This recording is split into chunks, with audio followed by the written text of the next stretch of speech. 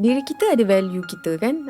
So kita kena percaya kepada value diri kita lah, supaya kita tidak ayat dia pijak-pijak macam tu lah. Padahal kita kena berbuat baik dengan semua orang lah, Amila kan. Semua orang kita kena buat baik. Tak kira orang tu siapa, orang tu berpengaruh ke tidak berpengaruh ke, kaya ke tak berapa kaya ke, kita kena buat baik. Sebab bila kita buat baik, kita akan dapat baik kan. Bila kita buat benda yang tak baik, takut-takut kita dapat benda yang tak baik kan. Tapi apa yang saya belajar, kita tidak dapat memuaskan hati semua orang. Betul. Takkan dapat. Walaupun kita rasa kita dah, wah aku dah score ni minggu ni kan, aku dah buat yang terbaik ni, tapi akan ada orang tak suka juga. So dulu-dulu I pernah lah down dengan benda ni kan. I rasa macam kenapa aku dah buat macam ni pun orang tak suka kan.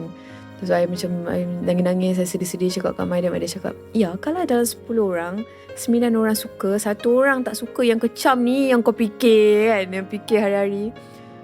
I rasa betul lah, I fikir yang satu tu kan. Lama-lama I stress. So sekarang I pilih untuk biarlah yang satu ni tak apa tak suka aku kan. Ada lagi 9 ni kan.